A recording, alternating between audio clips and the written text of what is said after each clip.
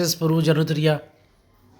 इस वीडियो में अपन डिस्कस करने वाले हैं मुंशी प्रेमचंद की कृति है गोदान, उसके बारे में। इससे संबंधित ऑलरेडी 3 वीडियोस में अपने चैनल पर डाल चुका हूँ, ये चौथी वीडियो है। तो चलिए बिना किसी देरी के अपन डिस्कस करते हैं। पार्ट 4।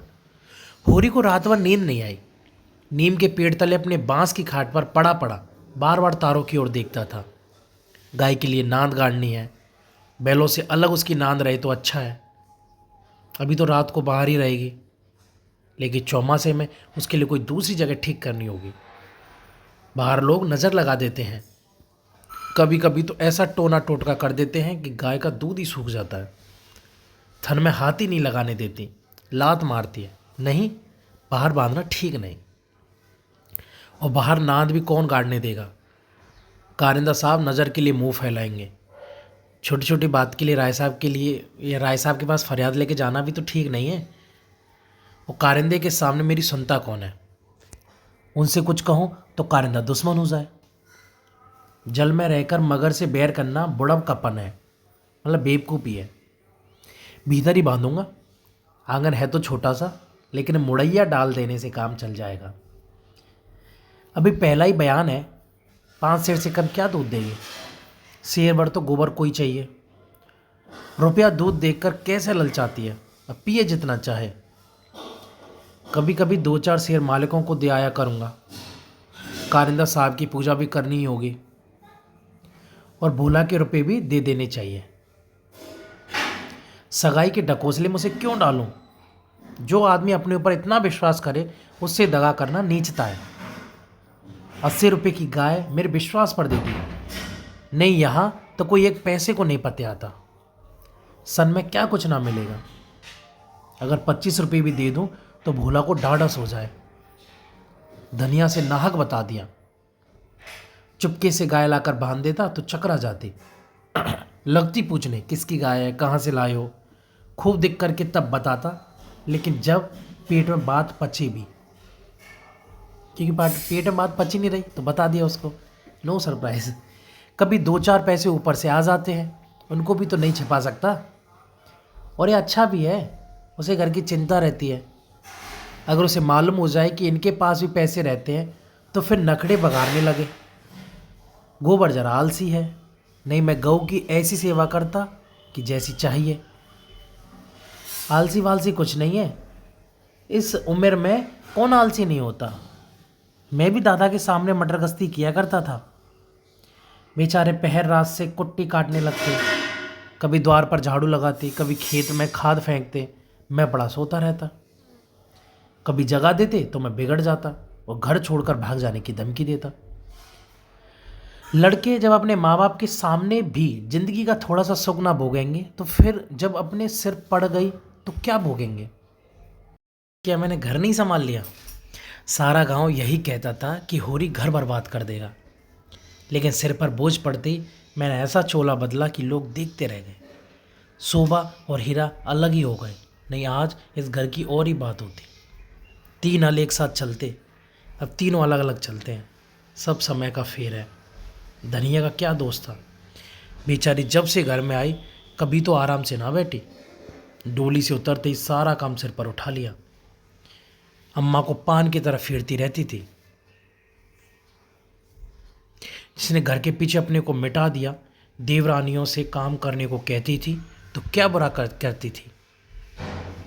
आखिर उसे भी तो कुछ आराम मिलना चाहिए, लेकिन भाग्य में आराम लिखा होता तब तो मिलता। जब देवरों के लिए मरती थी, वो अपने बच्चों के लिए मरती है। वह इतनी सीधी गमखोर निर्छल ना होती तो आज शोभा और हीरा जो मूँछों पर ताव देते फिरते हैं कहीं भीख मांगते होते।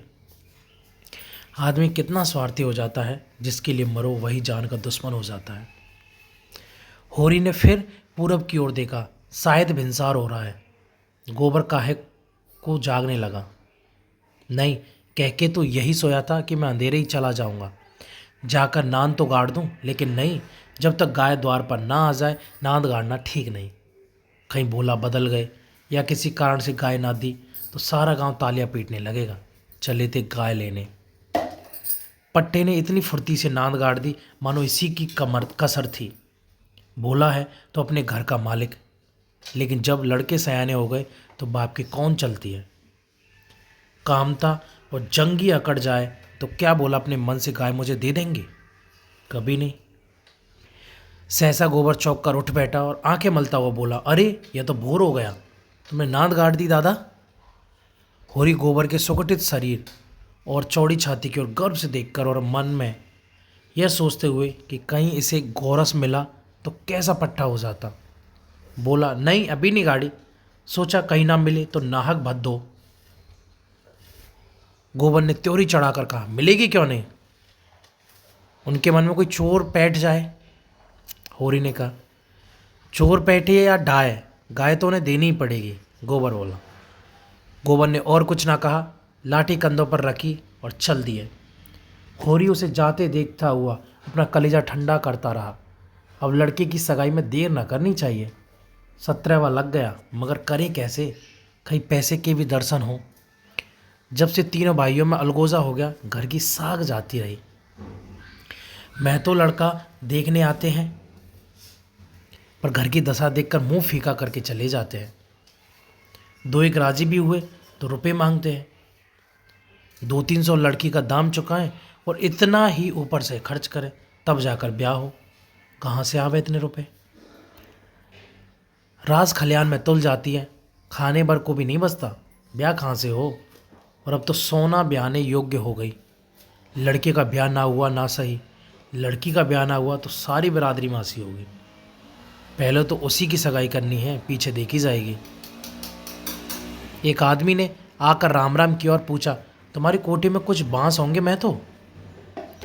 होरी ने देखा, दमड़ी बसोर सामने खड़ा है, नाटा काला, खूब मोटा चौड़ा मुंह, बड़ी बड़ी मूछ, लाल आंखें, कमर में बांस काटने की कटार खोसे हुए। साल में 1-2 बार आ चुके आकर छिके, कुर्सियाँ, मोड़े, टोकरियाँ आदि बनाने के लिए कुछ बांस काट ले जाता था। होरी प्रसन्न हो गया, मुट्ठी गर्म होने की कुछ आशा बंधी। चौधरी को ले जाकर अपने तीनों कोठियाँ दिखाई, मोल भाव किया और 25 रुपये सैकड़े में 25 बांसों का बयाना ले लिया। फिर दोनों लौटे। होरी ने उसे चिलम पिलाई, जलपान कराया और तब रहस्यमय भाव से बोला, मेरे बांस कभी 30 रुपये से कम में नहीं जाते, लेकिन तुम घर के आदमी हो, तुमसे क्या मोल भाव करता। तुम्हारा वह लड़का जिसकी सगाई हुई थी कभी परदेश से लौटा कि नहीं, अभी परदेश से लौटा कि नहीं। चौधरी ने चलम का दम लगाकर खांसते हुए कहा, उस लौंडे के पीछे तो मर मिटे मैं तो। जवान बहू घर में बैठी थी और वह बिरादरी की एक दूसरी औरत के साथ परदेश में मौज करने चला गया। बहू भी दूसरे के साथ निकल गई। बड़ी नाकिस जात है मैं तो, किसी की नहीं होती। कितना समझाया कि तू जो चाहे खा, जो चाहे पहन, मेरी नाक ना कटवा, मुदा कौन सुनता है। औरत को भगवान सब कुछ दे, रूप ना दे, नहीं तो वह काबू में नहीं रहती। कोठियाँ तो बट गई होंगी। होरी ने आकाश की ओर देखा और मानो उसकी मानता में उड़ता हुआ बोला, सब कुछ बट गया चौधरी, जिनको लड़कों की तरह पाला पोसा वह बराबर के हिस्सेदार है, लेकिन भाई का हिस्सा खाने की अपनी नियत नहीं है।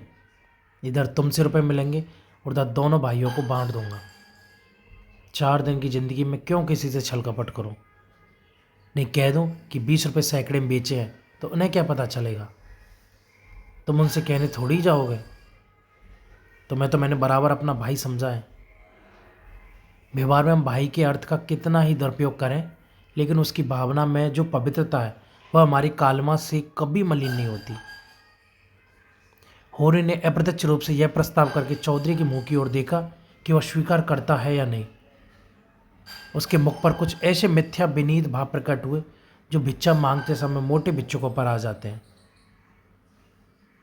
चौधरी ने होरी का आसन पाकर चाबुक जमाया, हमारा तुम्हारा पुराना भाईचारा है मैं तो, ऐसी बात है भला, लेकिन बात यह है कि ईमान आदमी बेचता है तो किसी लालच से। 20 रुपये नहीं, मैं 15 रुपये कहूँगा, लेकिन जो 20 रुपये के दाम लो।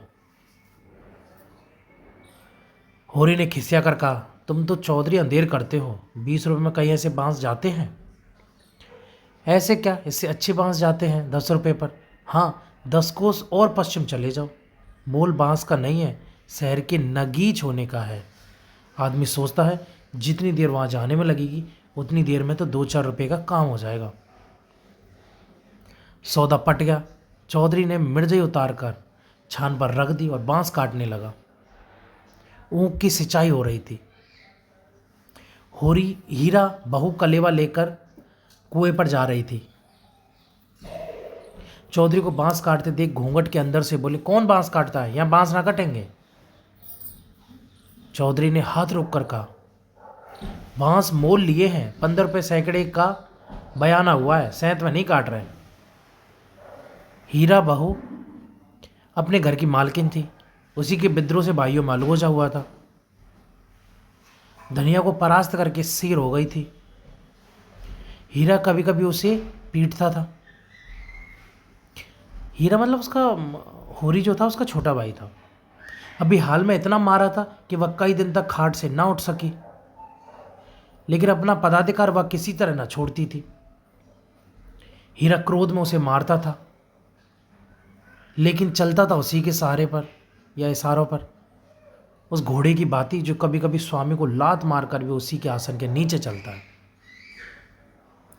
कलेबे की टोकरी सिर से उतार कर बोले, 15 रुपये में हमारे बांस ना जाएंगे। चौधरी औरत जात से इस विषय में बातचीत करना नीति विरुद्ध समझते थे। बोले, जाकर अपने आदमी को भेज दो, जो कुछ कहना हो आकर कहे। हीरा बहू का नाम था पुन्नी। बच्चे 2 ही हुए थे, लेकिन ढल गई थी। बनाव श्रृंगार से समय के आघात का समन करना चाहती थी। मतलब साज श्रृंगार करके, मतलब बूढ़ी होना नहीं दिखना चाहती थी वो। लेकिन गृहस्थी में भोजन ही का ठिकाना ना था। श्रृंगार के लिए पैसे कहाँ से आते। इस अभाव और व्यवस्था ने उसकी प्रकृति का जल सुखाकर कठोर और शुष्क बना दिया था, जिस पर एक बार गाबड़ा भी उछट जाता था। समीप आकर चौधरी का हाथ पकड़ने की चेष्टा करते हुए बोली, आदमी को क्यों भेज दूं? जो कुछ कहना हो मुझसे कहो ना, मैंने कह दिया मेरे बांस ना कटेंगे। चौधरी हाथ छुड़ाता था और पुन्नी बार बार हाथ पकड़ लेती थी। 1 मिनट तक यही हाथापाई होती रही। अंत में चौधरी ने उसे जोर से पीछे धकेल दिया। पुन्नी धक्का खाकर गिर पड़ी, मगर फिर संभली और पांव से तल्ली निकालकर चौधरी के सिर, मुंह, पीठ पर अंधाधुंध जमाने लगी। बसोर होकर उसे ढकेल दे, उसका यह अपमान। मारती जाती थी और रोती भी जाती थी। चौधरी उसे धक्का देकर नारी जाति पर बल का प्रयोग करके गच्चा खा चुका था। खड़े खड़े मार खाने के सिवा इस संकट से बचने की उसके पास और कोई दवा न थी। पुन्नी का रोना धोना सुनकर होरी भी दौड़कर आया। पुन्नी ने उसे देखकर और जोर से चिल्लाना शुरू किया। होरी ने सोचा चौधरी ने पुनिया को मारा है। खून ने जोश मारा और अलगोजे की ऊंची बाधा को तोड़ते हुए सब कुछ अपने अंदर समेटने के लिए बाहर निकल पड़ा। चौधरी को जोर से एक लात जमाकर बोला, अब अपना भला चाहते हो चौधरी तो यहां से चले जाओ, नहीं तुम्हारी लहास उठेगी। तुमने अपने को समझा क्या है? तुम्हारी इतनी मजाल कि मेरी बहू पर हाथ उठाओ। चौधरी कसमें खा खा कर अपनी सफाई देने लगा। तल्लियों की चोट में उसकी अपराधी आत्मा मौन थी। यह लात उसे निरपराध मिली और उसके फूले हुए गाल आंसू से भीग गए। उसने तो बहू को छुआ भी नहीं। क्या वह इतना गवार है कि महतो के घर की औरतों पर हाथ उठाएगा? होरी ने अविश्वास करके कहा, आंखों में धूल मत झोंको चौधरी, तुमने कुछ कहा नहीं तो बहू झूठ मूठ रोती है। रुपए की गर्मी है तो वह निकाल दी जाएगी। अलग है तो क्या हुआ, है तो एक ही खून। कोई तिरछी आंख से देखे तो आंख निकाल लेंगे। पुन्नी चंडी बनी हुई थी। गला गाड़ कर बोली, तूने मुझे धक्का देकर गिरा नहीं दिया, खा जा अपने बेटे की कसम। हीरा को खबर मिली कि चौधरी और पुनिया में लड़ाई हो गई। चौधरी ने पुनिया को धक्का दिया। पुनिया ने तल्लियों से पीटा। उसने पुर वहीं छोड़ा और ओंगी लिए घटना स्थल की ओर चला। गांव में उनके क्रोध के लिए या अपने क्रोध के लिए प्रसिद्ध था वो। छोटा डील, गठा हुआ शरीर, आंखें कौड़ी की तरह निकल आई थी और गर्दन की नसें तन गई थी। मगर उसे चौधरी पर क्रोध ना था, क्रोध था पुनिया पर। वह क्यों चौधरी से लड़ी? क्यों उसकी इज्जत मिट्टी में मिला दी? बसोर से लड़ने झगड़ने का उसे क्या प्रयोजन था? उसे जाकर हीरा से समाचार कह देना चाहिए था। हीरा जैसा उचित समझता करता। और उससे लड़ने क्यों गई? उसका बस होता तो वह पुनिया को पर्दे में रखता। पुनिया किसी बड़े से मुंह खोलकर बातें करे, यह उसे असह्य था। वह खुद जितना उद्दंड था, पुनिया को उतना ही शांत रखना चाहता था। जब भैया ने 15 रुपये में सौदा कर लिया तो यह बीच में कूदने वाली कौन? आते ही उसने पुन्नी का हाथ पकड़ लिया और घसीटता हुआ अलग ले जाकर लगा लात है जमा नहीं। हरामजादी, तो हमारी नाक कटाने पर लगी हुई है। तो छोटे छोटे आदमियों से लड़ती फिरती है। किसकी पगड़ी नीचे होती है बता, एक लात और जमा कर। हम तो वहाँ कलेव की बाढ़ देख रहे हैं, तू यहाँ लड़ाई ठाने बैठी है। इतनी बेशर्मी, आग का पानी ऐसा गिर गया, खोद कर गाड़ दूंगा। पुन्नी हाय हाय करती जाती थी और कोसती जाती थी। तेरी मिट्टी उते, तुझे हैजा हो जाए, तुझे मरी आवे, देवी मैया तुझे लील जाए, तुझे इन्फ्लुएंजा हो जाए। अरे यार बड़ी बीमारियाँ याद है मुझे तो। भगवान करे तू कौड़ी हो जाए, हाथ पाँव कट गिरे, कट कट के गिरे। और गालियाँ तो हीरा खड़ा खड़ा सुनता रहा, लेकिन ये पिछली गाली उसे लग गई। हैजा मरी आदि में कोई विशेष कष्ट ना था। इधर बीमार पड़े, उधर विदा हो गए। लेकिन कोड़ एक घिनौनी मौत, और उससे भी घिनौना जीवन। वो तिल मिला उठा, दांत पीसता हुआ पुनिया पर झपटा और झोटे पकड़कर फिर उसका सिर जमीन पर रगड़ता हुआ बोला, हाथ पांव कट कर गिर जाएंगे तो मैं तुझे लेकर चाटूंगा? तू ही मरे, तू ही मेरे बाल बच्चों को पालेगी? हैं? तू ही इतनी बड़ी गिरस्ती चलाएगी? तू तो दूसरा भतार करके किनारे खड़ी हो जाएगी। चौधरी को पुनिया की इस दुर्गति पर दया आ गई। हीरा को उदारतापूर्ण समझाने लगा, हीरा मैं तो अब जाने दो, बहुत हुआ। क्या हुआ, बहू ने मुझे मारा, मैं तो छोटा नहीं हो गया। धन्य बाकी भगवान ने यह दिन तो दिखाया। हीरा ने चौधरी को डांटा, तुम चुप रहो चौधरी, नहीं मेरे क्रोध में पड़ जाओगे तो बुरा होगा। औरत जात इसी तरह बहकती है। आज को तुमसे लड़ गई, कल को दूसरों से लड़ जाएगी। तुम भले मानुस हो, हंसकर टाल गए। दूसरा तो बर्दाश्त ना करेगा, कहीं उसने भी हाथ छोड़ दिया तो कितनी आबरू रह जाएगी बताओ। इस ख्याल ने उसके क्रोध को फिर भड़काया। लपका था कि होरी ने दौड़कर पकड़ लिया। वो उसे पीछे हटाते हुए बोला, अरे हो तो गया, देख तो लिया दुनिया ने कि बड़े बहादुर हो, अब क्या उसे पीस कर पी जाओगे?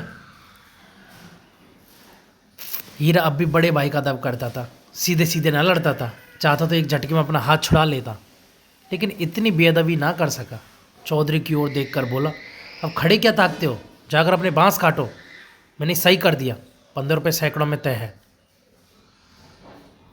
कहाँ तो पुन्नी रो रही थी, कहाँ झमक कर उठी और अपना सिर पीट कर बोली, लगा दे आग, घर में आग, मुझे क्या करना है? भाग फूट गया है कि तुझ जैसे कसाई के पाले पड़ी, लगा दे घर में आग। उसने कलेऊ की टोकरी वहीं छोड़ दी और घर की ओर चली। हीरा घर जाओ, वहाँ कहाँ जाती है, चल कुएं पर, नहीं खून पी जाऊंगा। पुनिया के पाँव रुक गए। इस नाटक का दूसरा अंक न खेलना चाहती थी। चुपके से टोकरी उठाकर रोते हुए कुएं को चली। हीरा भी पीछे पीछे चला। अभी क्या बताइए। होरी ने कहा, अब फिर मारदार ना करना, इससे औरत बेशर्म हो जाएगी। धनिया ने द्वार पर आकर हाँक लगाई, तुम वहाँ खड़े खड़े क्या तमाशा देख रहे हो? कोई तुम्हारी सुनता भी है कि यूं ही शिक्षा दे रहे हो? उस दिन इसी बहू ने तुम्हें घूंघट की आड़ में डाढ़ी जार कहा था, भूल गए? बहुरिया होकर पराए मर्द से लड़ेगी तो डांटी ना जाएगी। होरी द्वार पर आकर नटखटपन के साथ बोला, और जो मैं इसी तरह तुझे मारूं? क्या कभी मारा नहीं है जो मारने की साध बनी हुई है? इतनी बेदर्दी से मारता तो तू घर छोड़कर भाग जाती। पुनिया बड़ी गमखोर है। होरी बोला, ओहो ऐसे ही तो बड़े दर वाले हो, अभी तक मार का दाग बना हुआ है। हीरा मारता है तो दुलारता भी है, तुमने खाली मारना सीखा है, दुलार करना सीखा भी नहीं। मैं ही ऐसी हूँ कि तुम्हारे साथ निभा हुआ। अच्छा रहने दो, बहुत अपना बखान ना कर। तू ही रूट रूट नहर भागती थी, अब महीनों खुशामद करती थी, तब जाकर आती थी। जब अपने गरज सताती थी तब मनाने जाते थे लाला, मेरे दुलार से नहीं जाते थे। इसी से तो मैं सबसे तेरा बखान करता हूँ, होरी ने बोला। वैवाहिक जीवन के प्रभात में लालसा अपने गुलाबी मादकता के साथ उदय होती है और हृदय के सारे आकाश को अपने माधुर्य की सुनहरी कड़ों में रंजित कर देती है।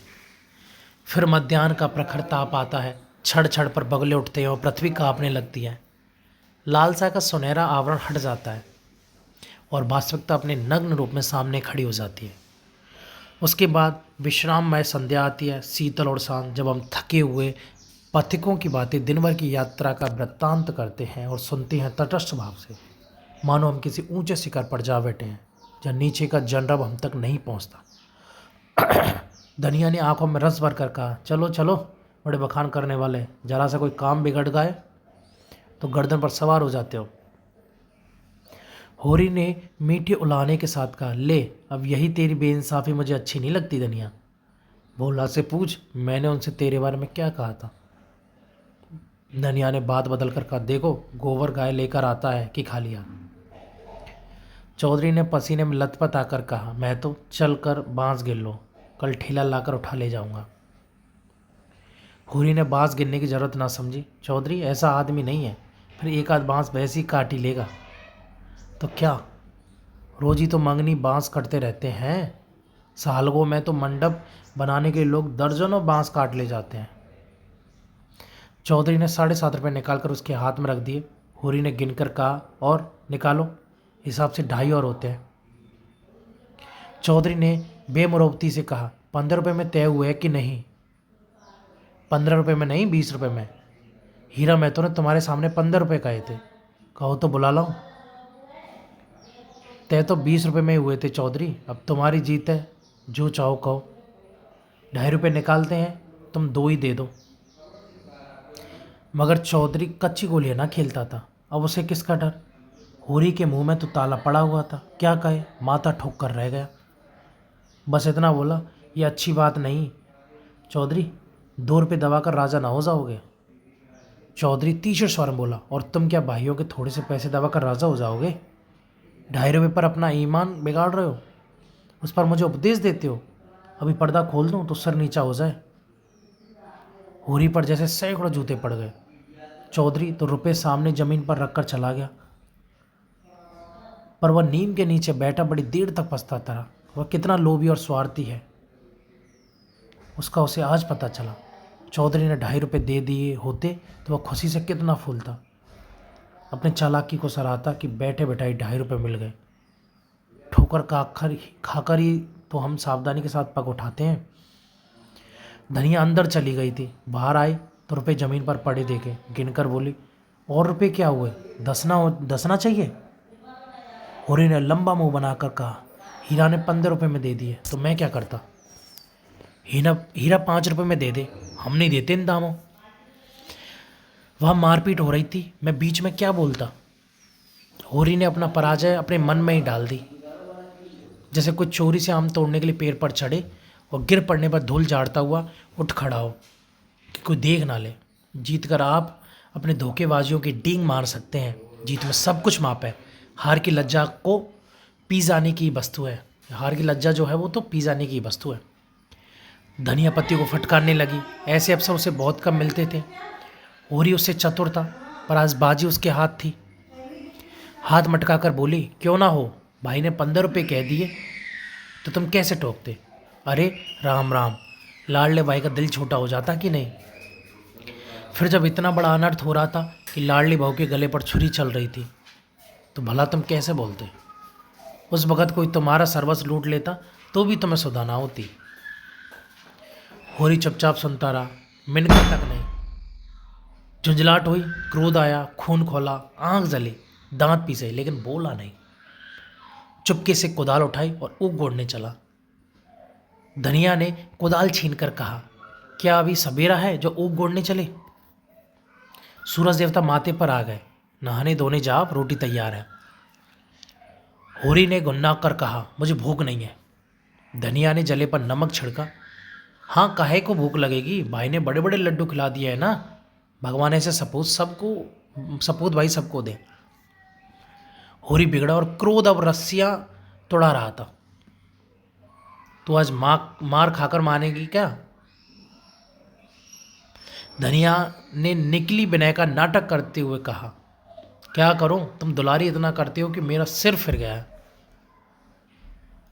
होरी बोला, तुम घर में रहने दोगी कि नहीं? घर तुम्हारा, मालिक तुम, मैं बोला कौन होती हूँ तुम्हें घर से निकालने वाली। होरी आज धनिया से किसी तरह पेश नहीं पा सका। उसकी कल जैसे कुंद हो गई। इन व्यंग बाणों के रोकने के लिए उसके पास कोई ढाल नहीं। धीरे से कुदाल रख दी और गमछा लेकर नहाने चला गया। लौटा कोई आधा घंटे में, मगर गोबर अभी तक ना आया। अकेले कैसे भोजन करे? लौंडा वहां जाकर सो रहा। बोला कि वह मदमाती छोकरी है ना जुनिया, उसके साथ हंसी दिल लगी कर रहा होगा। कल भी तो उसके पीछे लगा हुआ था। नई गाय दी तो लौट क्यों नहीं आया? क्या वहाँ ढई देगा? धनिया ने कहा, अब खड़े क्या हो, गोबर सांझ को आएगा। होरी ने और कुछ ना कहा। कहीं धनिया फिर ना कुछ कह बैठे। भोजन करके नीम की छांव में लेट रहा। रूपा रोती हुई आई, नंगे बदन एक लंगोटी लगाए, झबरे बाल इधर उधर बिखरे हुए होरी की छाती पर लौट गई। उसकी बड़ी बहन सोना कहती है, गाय आएगी तो उसका गोबर मैं पाथूंगी। रूपा यह नहीं बर्दाश्त कर सकती। सोना ऐसी कहाँ की बड़ी रानी है कि सारा गोबर अपना पाट डाले। रूपा उससे किस बात में कम है? सोना रोटी पकाती है तो क्या रूपा बर्तन नहीं मांजती? सोना पानी लाती है तो क्या रूपा कुएं पर रस्सी नहीं ले जाती? सोना तो कलसा भरकर इठलाती चली आती है, रस्सी समेट कर रूपा ही लाती है। गोबर दोनों साथ पाती हैं। सोना खेत गोड़ने जाती है तो क्या रूपा बकरी चराने नहीं जाती? फिर सोना क्यों अकेले गोबर पातेगी? यह अन्याय रूपा कैसे सहे? होरी ने उसके भोलेपन पर मुग्ध होकर कहा, नहीं, गाय का गोबर तू पादना। सोना गाय के पास आए तो भगा देना। रूपा ने पिता के गले में हाथ डालकर कहा, दूध भी मैं ही दूंगी। हाँ हाँ, तू ना दोएगी तो और कौन दोएगा? और मेरी गाय होगी। रूपा बोली, हाँ, 16 आने तेरी। होरी बोला। रूपा प्रसन्न होकर अपनी विजय पर शुभ समाचार पराजित सोना को सुनाने चली गई। गाय मेरी होगी, उसका दूध मैं दूंगी, उसका गोबर मैं पातूंगी, तुझे कुछ ना मिलेगा। सोना उम्र से किशोरी, देखे गठन में युवती और बुद्धि से बालका थी। जैसे उसका यौवन उसे आगे खींचता था, बालपन पीछे। कुछ बातों में इतनी चतुर कि ग्रेजुएट युवतियों को पढ़ाए, कुछ बातों में इतनी अलग कि शिशुओं से भी पीछे।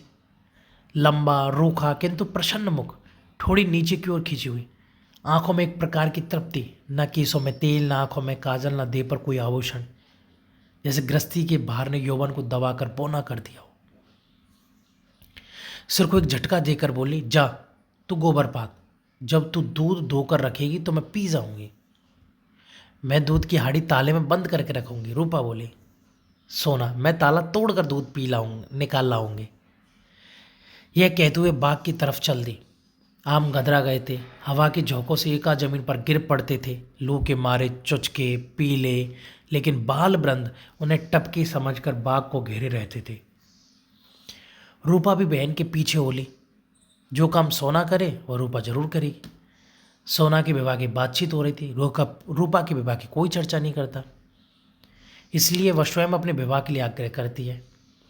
उसका दूल्हा कैसा हुआ, क्या क्या लाएगा, उसे कैसे रखेगा, उसे क्या खिलाएगा, क्या पहनाएगा, इसका वह बड़ा विशद वर्णन करती, जिसे सुनकर कदाचित कोई बालक उसे विवाह करने पर राजी ना होता। सांझ हो रही थी। होरी ऐसा अलसाया कि ऊक गोड़ने ना जा सका। बैलों को नाद में लगाया, सानी खली दी और एक चिलम भरकर पी लेने लगा। इस फसल में सब कुछ खलियान में तौल देने पर भी कोई 300 कर्ज था, जिस पर कोई 100 रुपये सूद के बढ़ते जाते थे। मगरू शाह से आज 5 साल हुए। बैल के लिए 60 रुपये लिए थे, उसमें 60 दे चुका था, पर वह 60 रुपये ज्यों के त्यों बने हुए थे। दाता दीन पंडित से 30 रुपये लेकर आलू बोए थे। आलू तो चोर खोद ले गए और उस 30 के इन 3 वर्षों में 100 हो गए। दुलारी विधवा सौवाइन थी, जो गांव में नौन तेल तमाकू की दुकान रखे हुए थी। बंटवारे के समय उससे 40 रुपये लेकर भाइयों को देने पड़े थे, उसके भी लगभग 100 रुपये हो गए थे। लेकिन आने रुपये का ब्याज था। लगान के भी अभी 25 रुपये बाकी पड़े हुए थे। और दशहरे के दिन सगुन के रुपयों का भी कोई प्रबंध करना था। 500 के रुपये बड़े अच्छे समय पर मिल गए, सगुन की समस्या हल हो गई। लेकिन कौन जाने यहाँ तो एक धोला भी हाथ में आ जाए तो गांव में शोर मच जाता है और लेनदार चारों तरफ से नोचने लगते हैं। ये 5 रुपये तो बस सगुन में देगा, चाहे कुछ हो जाए। मगर अभी जिंदगी के 2 बड़े बड़े काम सिर पर सवार थे, गोबर और सोना का विवाह। बहुत हाथ बांधने पर भी 300 से कम खर्च ना होंगे। ये 300 किसके घर से आएंगे? कितना चाहता है कि किसी से 1 पैसा कर्ज ना ले, जिसका आता हो उसका पाई पाई चुका दे, लेकिन हर तरह का कष्ट उठाने पर भी गला नहीं छोड़ता। इस तरह सूद बढ़ता जाएगा और एक दिन उसका घर द्वार सब नीलाम हो जाएगा। उसके बाल बच्चे जो हैं वो निराश्रय होकर भीख मांगते फिरेंगे। होरी जब काम धंधों से छुट्टी पाकर चिलम पीने लगता था तो यह चिंता एक काली दीवार की भांति चारों ओर से घेर लेती थी, जिसमें से निकलने की उसे कोई गली ना सूझती थी। अगर संतोष था तो यही कि यह विपत्ति अकेले उसी के एक सर ना थी, प्राय सभी किसानों का यही हाल था। अधिकांश की दशा तो उससे भी बदतर थी। शोभा और हीरा को उससे अलग हुआ भी कुल 3 साल हुए, मगर दोनों पर 50-50-100 बोझ लद गया। झिंगुर 2 हल की खेती करता था या करता है, उस पर 1000 से कुछ बेसी ही देना है। जियावर महतो के घर भिखारी भीख भी नहीं पाता, लेकिन कर्जे का कोई ठिकाना नहीं। यहाँ कौन बचा है? सहसा सोना और रूपा दोनों दौड़ी हुई आई और एक साथ बोले, भैया गाय ला रहे हैं। आगे आगे गाय, पीछे पीछे भैया हैं। रूपा ने पहले गोबर को आते देखा था। ये खबर सुनाने की सुर्ख रुई उसे मिलनी चाहिए थी। सोना बराबर की हिस्सेदार हुई जाती है, यह उससे कैसे सहा जाता। उसने आगे बढ़कर कहा, पहले मैंने देखा था तभी दौड़ी, बहन ने तो पीछे से देखा। सोना इस दावे को स्वीकार ना कर सकी, बोली, तूने भैया को कहाँ पहचाना? तू तो कहती थी कोई गाय भागी आ रही है। मैंने ही कहा भैया है। दोनों फिर बाग की तरफ दौड़ी गाय का स्वागत करने के लिए। धनिया और होरी दोनों गाय बांधने का प्रबंध करने लगे। होरी बोला, चलो जल्दी से नांद गाड़ दें। धनिया के मुख पर जवानी चमक उठी थी। नहीं, पहले थाली में थोड़ा सा आटा और गुड़ घोल कर रख दें। बेचारी धूप में चली होगी, प्यासी होगी। तुम जाकर नांद गाड़ो, मैं घोलती हूँ। कहीं एक घंटी पड़ी थी, उसे ढूंढ लें, उसके गले में बांधेंगे। सोना कहाँ गई? सहुआन की दुकान से थोड़ा सा काला डोरा मंगवा लो, गाय को नज़र बहुत लगती है। आज मेरे मन की बड़ी भारी लालसा पूरी हो गई। धनिया अपने हार्दिक उल्लास को दबाए रखना चाहती थी। इतनी बड़ी संपदा अपने साथ कोई नई बाधा ना लाए, यह शंका उसके निराश हृदय में कंपन डाल रही थी। आकाश की ओर देखकर बोली, गाय के आने का आनंद तो तब है कि उसका पौरा भी अच्छा हो। भगवान के मन की बात है। मानो वो भगवान को भी धोखा देना चाहती थी। भगवान को भी दिखाना चाहती थी कि इस गाय के आने से उसे इतना आनंद नहीं हुआ। फिर ईर्ष्यालु भगवान सुख का पलड़ा ऊंचा करने के लिए कोई नई विपत्ति भेज दे। अब वह आटा घोल ही रही थी कि गोबर गाय के लिए बालकों के एक जुलूस के साथ द्वार पर आ पहुंचा। होरी दौड़कर गाय के गले से लिपट गया। धनिया ने आटा छोड़ दिया और जल्दी से एक पुरानी साड़ी का काला किनारा फाड़कर गाय के गले में बांध दिया। होरी श्रद्धा बेवल नेत्रों से गाय को देख रहा था, मानो साक्षात देवी जी ने घर में पदार्पण किया हो। आज भगवान ने यह दिन दिखाया कि उसका घर गौ के चरणों से पवित्र हो गया। यह सौभाग्य न जाने किसके पुण्य प्रताप से। धनिया ने भयातुर होकर कहा, खड़े क्या हो, आंगन में नांद गाड़ दो। आंगन में जगह कहाँ है? होरी ने बोला, बहुत जगह है, मैं तो बाहर ही गाड़ता हूँ। होरी बोला, पागल ना बनो, गाँव का हाल जानकर भी अनजान बनते हो। धनिया बोली, अरे बित्ते भर के आंगन में गाय कहाँ बांधोगी भाई। होरी बोला, जो बात नहीं जानते उसमें टांग मत अड़ाया करो, संसार भर की विधा तुम्हें नहीं पढ़े हो। होरी सचमुच आपे में ना था। गौ उसके लिए केवल भक्ति और श्रद्धा की वस्तु नहीं, सजीव संपत्ति थी। वह उससे अपने द्वार की शोभा और अपने घर का गौरव बढ़ाना चाहता था। वह चाहता था लोग गाय को द्वार पर बंधी देखकर पूछें, यह किसका घर है? लोग कहें होरी महतो का। तभी लड़के वाले भी उसकी विभूति से प्रभावित होंगे। आंगन में बंधी तो कौन देखेगा। धनिया इसके विपरीत सत्संग थी, तो वो गाय को 7 पर्दों के अंदर छिपा कर रखना चाहती थी। अगर गाय आठों पैर कोठरी में रह सकती तो शायद वह उसे बाहर ना निकालने देती। यूँ हर बात में होरी की जीत होती थी। वो अपने पक्ष पर अड़ जाता था और धनिया को दबना पड़ता था। लेकिन आज धनिया के सामने होरी की एक ना चली। धनिया लड़ने को तैयार हो गए। गोबर, सोना और रूपा सारा घर होरी के पक्ष में था, पर धनिया ने अकेले सबको परास्त कर दिया। और जिसमें एक विचित्र आत्मविश्वास और होरी में एक विचित्र विनय का उदय हो गया था। मगर तमाशा कैसे रोक सकता था। गाय डोली में बैठकर तो आई ना थी। कैसे संभव था कि गांव में इतनी बड़ी बात हो जाए और तमाशा ना लगे। जिसने सुना सब काम छोड़कर देखने दौड़ा। ये मामूली देसी गऊ नहीं है। बोला कि घर से 80 रुपये में आई है। होरी 80 रुपये क्या देंगे, 50-60 रुपये में लाए होंगे। गांव के इतिहास में 50-60 रुपये की गाय का आना भी अभूतपूर्व बात थी। बैल तो 50 रुपये के भी आए, 100 के भी आए, लेकिन गाय के लिए इतनी बड़ी रकम किसान क्या खा के खर्च करेगा। यह तो गालों का ही कलेजा है जो अंजलियों रुपये गिन आते हैं। गाय क्या है, साक्षात देवी का रूप है। दर्शकों और आलोचकों का तांता लगा हुआ था और होरी दौड़ दौड़ कर सबका सत्कार कर रहा था। इतना विनम्र, इतना प्रसन्न चित्त वह कभी ना था। 70 साल के बूढ़े पंडित दाता दीन लाठियां टेकते हुए आए और पोपले मुंह से बोले, कहाँ हो होरी, तनिक हम भी तुम्हारी गाय देख लें, सुना बड़ी सुंदर है। होरी ने दौड़कर पालागन किया और मन में अभिमानमय उल्लास का आनंद उठता हुआ बड़े सम्मान से पंडित जी को आंगन में ले गया। महाराज ने गऊ को अपने पुरानी अनुभवी आंखों से देखा।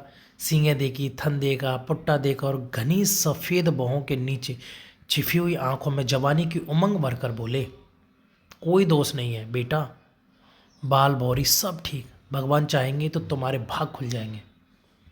ऐसे अच्छे लक्षण हैं कि वाह, बस रात में ना कम होने पाए, एक एक बाचा 100-100 का होगा। होरी ने आनंद के सागर में डुबकियां खाते हुए कहा, सब आपका आशीर्वाद है दादा। दाता दीन ने सूरती की पीक थूकते हुए कहा, मेरा आशीर्वाद नहीं है बेटा, भगवान की दया है, यह सब प्रभु की दया है। रुपए नगद दिए। होरी ने बेपरखी उड़ाई। अपने महाजन के सामने भी अपने समृद्धि प्रदर्शन का ऐसा अवसर पाकर वह कैसे छोड़े। टके की नई टोपी सर पर रखकर जब हम अकड़ने लगते हैं, जरा देर के लिए किसी सवारी पर बैठकर जब हम आकाश में उड़ने लगते हैं, तो इतनी बड़ी विभूति पाकर क्यों ना उसका दिमाग आसमान पर चढ़े। भोला ऐसा भलमानस नहीं है महाराज, नगद गिनाए पूरे चौकस। अपने महाजन के सामने यह डींग मारकर होरी ने नादानी तो की थी, पर दाता दीन के मुख पर असंतोष का कोई चिन्ह ना दिखाई दिया।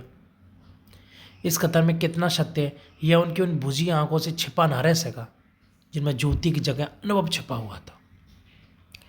प्रसन्न होकर बोले, कोई हर्ज नहीं बेटा, कोई हर्ज नहीं, भगवान सब कल्याण करेंगे। 5 सेर दूध है इसमें, बच्चे के लिए छोड़कर। धनिया ने तुरंत टोका, अरे नहीं महाराज, इतना दूध कहाँ, बुढ़िया तो हो गई है, फिर यहाँ रातिब कहाँ धरा है। दाता दीन ने मर्म भरी आंखों से देखकर उसकी सतर्कता को स्वीकार कर लिया, मानो कह रही हो गृहिणी का यही धर्म है, सीटना मर्दों का काम है, उन्हें सीटने दो।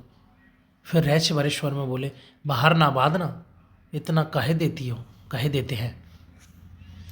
धनिया ने पति की ओर विजयी आंखों से देखा, मानो कह रही हो लो अब तो मानोगे। दाता दीन से बोली, नहीं महाराज, बाहर क्या बांधेंगे, भगवान दे तो इसी आंगन में 3 गायें और बांध सकती हैं। सारा गांव गाय देखने आया, नहीं आए तो शोभा और हीरा जो अपने सगे भाई थे। होरी के हृदय में भाइयों के लिए अब भी कोमल स्थान था। वह दोनों आकर देख लेती और प्रसन्न हो जाते तो उसकी मनोकामना पूरी हो जाती। सांझ हो गई थी, दोनों पुर लेकर लौट आए, इसी द्वार से निकले, पर पूछा कुछ नहीं। होरी ने डरते डरते धनिया से कहा, ना शोभा आया ना हीरा, सुनाना होगा। धनिया बोली, तो यहाँ कौन उन्हें बुलाने जाता है। तू बात तो समझती नहीं, लड़ने के लिए तैयार रहती है। भगवान ने जब यह दिन दिखाया है तो हमें सिर झुकाकर चलना चाहिए। आदमी को अपने सगों के मुंह से अपनी भलाई बुराई सुनने की जितनी लालसा होती है, बाहर वालों के मुंह से नहीं। फिर अपने भाई लाख बुरे हों, है तो अपने भाई ही। अपने हिस्से बिखर के लिए सभी लड़ते हैं, पर इससे खून थोड़ी बढ़ जाता है। दोनों को बुलाकर दिखा देना चाहिए। नहीं कहेंगे गाय लाए, हमसे कहा तक नहीं। धनिया ने नाक सिकोड़ कर कहा, मैंने तुमसे 100 बार 1000 बार कह दिया, मेरे मुंह पर भाइयों का बखा ना किया करो। उनका नाम सुनकर मेरी देह में आग लग जाती है। सारे गांव ने सुना, क्या उन्होंने ना सुना होगा? कुछ इतनी दूर भी तो नहीं रहते, सारा गांव देखने आया। उन्हीं के पाँव में मेहंदी लगी हुई थी। मगर आए कैसे? जलन हो रही होगी कि उसके घर गाय आ गए, छाती फटी जाती होगी। दिया बत्ती का समय आ गया था। धनिया ने जाकर देखा तो बोतल में मिट्टी का तेल ना था। बोतल उठाकर तेल लाने चली गई।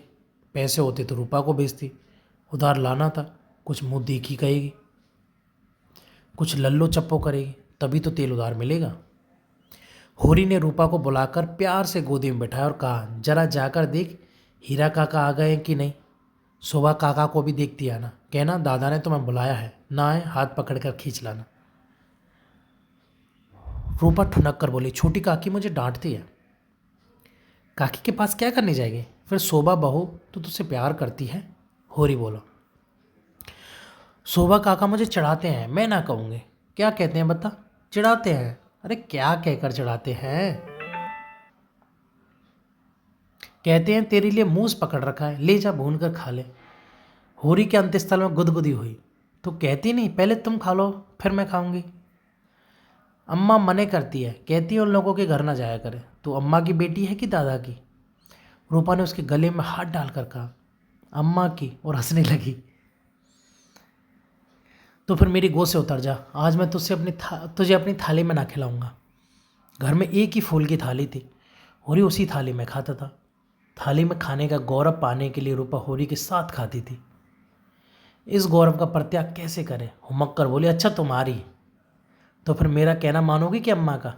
तुम्हारा। तो जाकर हीरा और शोभा को खींच ला। और जो अम्मा बिगड़ी, अम्मा से कहने कौन जाएगा? रूपा कूदते हुए हीरा के घर चली। द्वेष का मायाजाल बड़ी बड़ी मछलियों को ही फंसाता है। छोटी मछलियाँ हैं और उसमें फंसती ही नहीं, या तुरंत निकल जाती हैं। उनके लिए वो घातक जाल कीड़ा की वस्तु है, बहकी नहीं।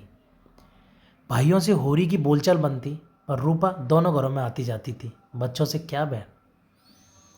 लेकिन रूपा घर से निकली थी कि धनिया तेल लिए मिल गई। उसने पूछा, सांझ की बेला कहाँ जाती है, चल कर। रूपा माँ को प्रसन्न करने की प्रलोभन को ना रोक सकी।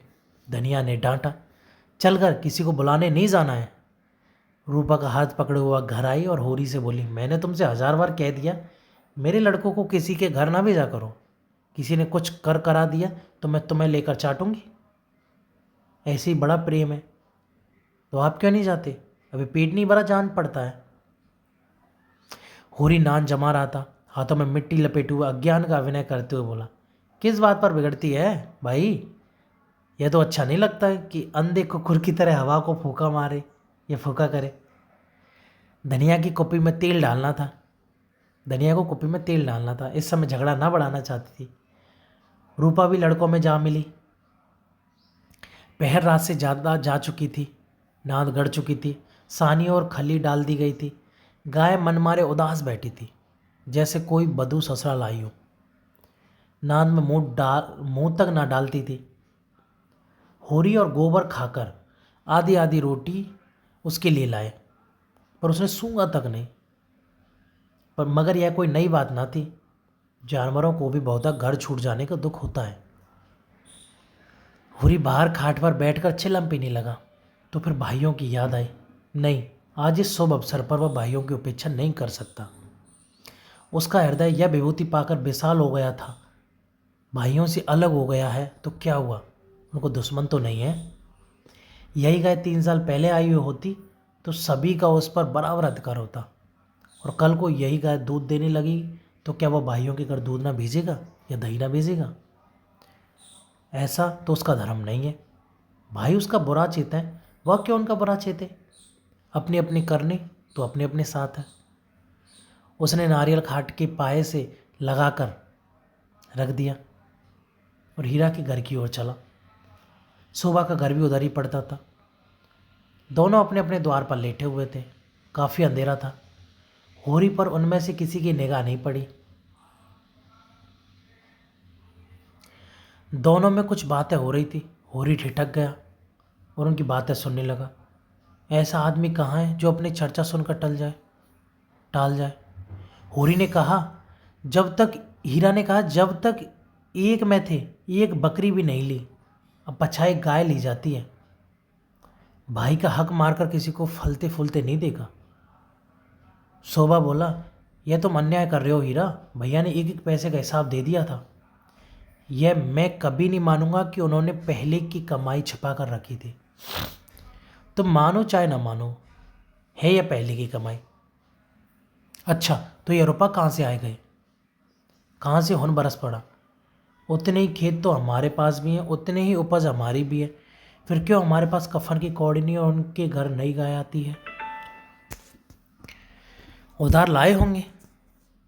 भोला उधार देने वाला आदमी नहीं है। हीरा बोला, कुछ भी हो, गाय है बड़ी सुंदर। गोबर लिया जाता है तो मैंने रास्ते में देखा। शोभा बोला। हीरा बोला, बेईमानी का धन जैसे आता है वैसे ही जाता है। भगवान चाहेंगे तो बहुत दिन गाय घर में ना रहेगी। होरी से और ना सुना गया। वो बीती बातों को बिसार कर अपने हृदय में स्नेह और सौहार्द भरे भाइयों के पास आता था। इस आघात ने जैसे उसके हृदय में छेद कर दिया। वो रसभाव उसमें किसी तरह नहीं टिक रहा था। लत्ते और चिचड़े ठूस कर अब इस प्रभाव को नहीं रोक सकता था। जी में एक उबाल आया कि उसी चढ़ उस आक्षेप का जवाब दे, लेकिन बात बढ़ जाने की भय से चुप रह गया। अगर उसकी नीयत साफ है तो कोई कुछ नहीं कर सकता। भगवान के सामने वह निर्दोष है। दूसरों की उसे परवाह नहीं। उल्टे पांव लौट आया और वह जला हुआ तंबाकू पीने लगा। लेकिन जैसे वह विष प्रति क्षण उसकी धमनियों में फैलता जाता था, उसने सो जाने का प्रयास किया पर नींद न आई। बैलों के पास जाकर उन्हें सहलाने लगा। विष शांत ना हुआ। दूसरी चिलम भरी, लेकिन उसमें भी कुछ रस ना था। विष ने जैसे चेतना को आक्रांत कर दिया था। जैसे नशे में चेतना एकांगी हो जाती है, जैसे फैला हुआ पानी एक दिशा में बहकर बेगमान हो जाता है, वही मनोवृत्ति उसकी हो रही थी। उसी उन्माद की दिशा में वह अंदर गया। अभी द्वार खुला हुआ था। आंगन में एक किनारे चटाई पर लेटी हुई धनिया सोना से दिए दबा रही थी और रूपा रोज सांझ होते ही सो जाती थी। आज खड़ी गाय का मुंह सहला रही थी। होरी ने जाकर गाय को खूंटे से खोल दिया और द्वार की ओर ले चला। वह इसी वक्त गाय को भोला के घर पहुंचाने का दृढ़ निश्चय कर चुका था। इतना बड़ा कलंक सिर पर लेकर वह अब गाय को घर में नहीं रख सकता, किसी तरह नहीं। धनिया ने पूछा, कहाँ लिए जाते हो रात को? होरी ने एक पग बढ़ाकर कहा, ले जाता हूँ भोला के घर, लौटा दूंगा। धनिया को विस्मय हुआ। उठकर सामने आ गई और बोली, लौटा क्या दोगे? लौटाने के लिए नहीं लाए हो क्या? हाँ, इसके लौटा देने में ही कुशल है। क्यों, बात क्या है? इतने अरमान से लाए हैं और अब लौटाने जा रहे हो? क्या भोला रुपए मांगते हैं? नहीं, भोला यहाँ कब आया? तो फिर क्या बात हुई? क्या करोगी पूछकर? धनिया ने लपक कर पगैया उसके हाथ से छीन ली। उसकी चपल बुद्धि ने, चंचल चपल मतलब एकदम अच्छी, मतलब प्रखर बुद्धि, अच्छी नहीं सॉरी, प्रखर बुद्धि ने जैसे उड़ती हुई चिड़िया पकड़ ली। बोली, तुम्हें भाइयों का डर हो तो जाकर उनके पैरों पर गिरो। मैं किसी से नहीं डरती। अगर हमारी बढ़ती देखकर किसी की छाती फटती है तो फट जाए, मुझे परवाह नहीं। होरी ने बिनी स्वर में कहा, धीरे धीरे बोल महारानी, कोई सुन ले तो कहे ये सब इतनी रात गए लड़ रहे हैं। मैं अपने कानों से क्या सुनाया हूँ, तू क्या जाने। यह चर्चा हो रही है कि मैंने अलग होते समय रुपए दबा लिए थे और भाइयों को धोखा दिया था। यही रुपए अब निकाल रहे हैं या निकल रहे हैं। हीरा कहता होगा। सारा गांव कह रहा है, हीरा को क्यों बदनाम करूं? होरी बोला, सारा गांव नहीं कह रहा, अकेला हीरा कह रहा है। मैं अभी जाकर पूछती हूँ ना कि तुम्हारे बाप कितने रुपए छोड़कर मरे थे। दाढ़ी जारों के पीछे हम बर्बाद हो गए, सारी ज़िंदगी मिट्टी में मिला दी, पाल पोस का संडा किए और अब हम बेईमान हैं। मैं कह देती हूँ, अगर गाय घर के बाहर निकली तो अनर्थ हो जाएगा। रख लिए हमने रुपए, दबा लिए, बीज खेत दबा दिए। डंके की चोट कहती हो। मैंने हंडे भरकर असरफियाँ छिपा ली। हीरा और शोभा और संसार को जो करना है कर लें। क्यों ना रुपए रख लें? दो संडों का ब्याह नहीं किया, गौना नहीं किया। होरी सिटपटा गया। धनिया ने उसके हाथ से पगैया छीन लिया और गाय को खूंटे से बांधकर द्वार की ओर चली। होरी ने उसे पकड़ना चाहा, पर वह बाहर जा चुकी थी। वहीं सिर थाम कर बैठ गया। बाहर उसे पकड़ने की चेष्टा करके वह कोई नाटक नहीं दिखाना चाहता था। धनिया के क्रोध को खूब जानता था। बिगड़ती है तो चंडी बन जाती है, मारो काटो सुनेगी नहीं। लेकिन हीरा भी तो एक ही गुस्सेबार है, कहीं हाथ चला दे तो परले ही हो जाए। नहीं, हीरा इतना मूर्ख नहीं। मैंने कहाँ से कहाँ ये आग लगा दी। उसे अपने आप पर क्रोध आने लगा। बात मन में रख लेता तो क्यों यह टंटा खड़ा होता। सहसा धनिया का कर्कश स्वर कान में आया। हीरा की गरज भी सुन पड़ी।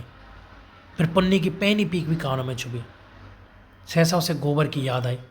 बाहर लपक कर उसकी खाट देखी। गोबर वहाँ न था। गजब हो गया, गोबर भी वहाँ पहुँच गया।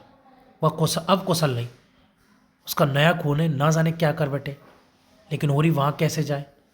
हीरा कहेगा आप तो बोलते नहीं। जाकर इस डायन को लड़ने के लिए भेज दिया।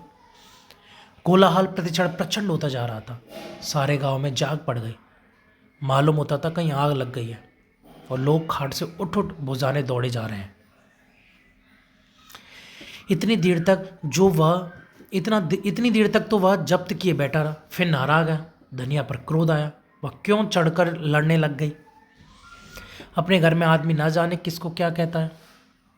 जब तक कोई मुंह पर बात ना कहे, यही समझना चाहिए कि उसने कुछ नहीं कहा। होरी की कृषक प्रकृति झगड़े से भागती थी। चार बातें सुनकर गम खा जाना इससे कहीं अच्छा है कि आपस में तनाजा हो। कहीं मारपीट हो जाए तो थाना पुलिस हो, बंदे बंदे फिरो, सबकी चोरी करो, अदालत की धूल फाको, खेती बाड़ी जहन्नुम में मिल जाए। उसका हीरा पर तो कोई बस ना था, मगर धनिया को तो वह ज़बरदस्ती खींच ला सकता है। बहुत होगा, गालियाँ दे लेगी, एक दो दिन रूठी रहेगी, थाना पुलिस की नौबत तो ना आएगी। जाकर हीरा के द्वार पर सबसे दूर दीवार की आड़ में खड़ा हो गया। एक सेनापति की भांति मैदान में आने के पहले परिस्थिति को अच्छी तरह समझ लेना चाहता था।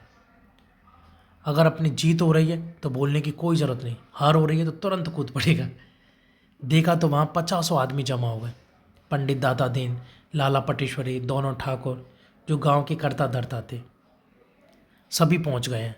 धनिया का पल्ला हल्का हो रहा था। उसकी उग्रता जनमत को उसके विरुद्ध किए देती थी। वह रणनीति में कुशल ना थी। क्रोध में ऐसी जली कटी सुना रही थी कि लोगों की सहानुभूति उससे दूर होती जाती थी। वह गरज रही थी, तो मैं देखकर क्यों जलता है, हमें देखकर क्यों तेरी छाती फटती है। पाल पोस कर जवान कर दिया, यह इसका इनाम है। हमने ना पाला होता तो आज कहीं भीख मांगते होता, ईख की छां भी ना मिलती। होरी को यह शब्द जरूरत से ज़्यादा कठोर जान पड़े। भाइयों का पालना पोसना तो उसका धर्म था। उनके हिस्से की जायदाद तो उसके हाथ में थी, कैसे ना पालता।